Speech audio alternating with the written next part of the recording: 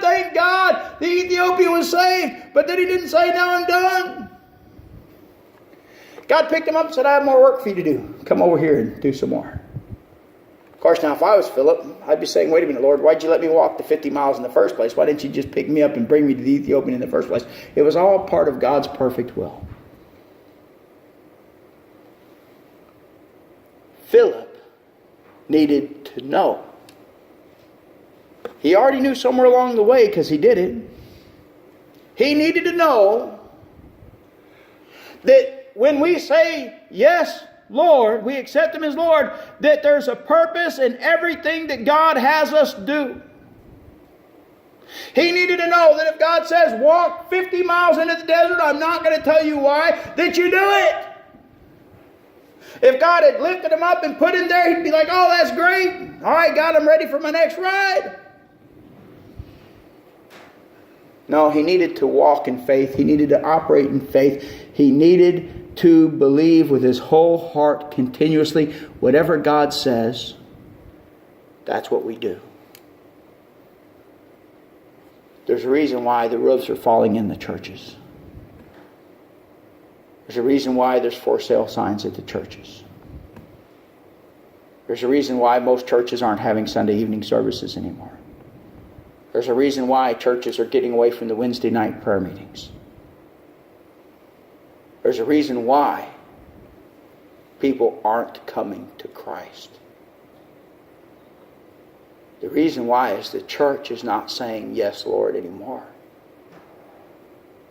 We're not out there witnessing, teaching, preaching. We're not dedicated to the Lord and said, God, I'm going to make time for you. Oh, the abundance of time we have here. I mean, imagine working 7 days a week.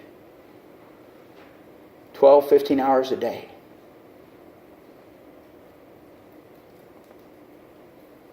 And then take 3.5, 4 hours out of your sleep.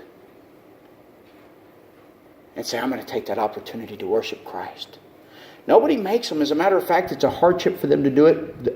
The ship really, I don't believe, likes it too much. They didn't say that. They were very, very humble people. Nobody was making them go. It's about 1.5% of the people on the boat, if you add it up. There's about 2,300 people working there, and about 28 showed up. That's somewhere around 1.5%. I'm just doing the math in my head real quick. It's off, I'm sure. But that means that 98 to 99% of the people on the ship don't agree with it, don't like it. There's only one reason why they do it. Because they believe with their whole heart and said, yes, Lord.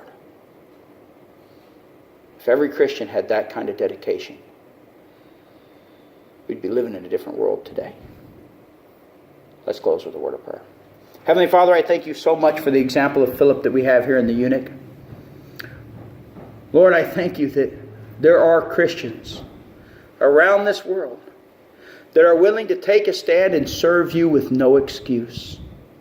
Lord, that they're willing to even risk their jobs to worship you. Lord, I pray that you bring this dedication to your whole church, Lord. Lord, that you quicken the church, that you strengthen the church. Lord, that you bring us to the point that we say, yes, Lord. We pray these things in Jesus' holy and precious name. Amen. Amen.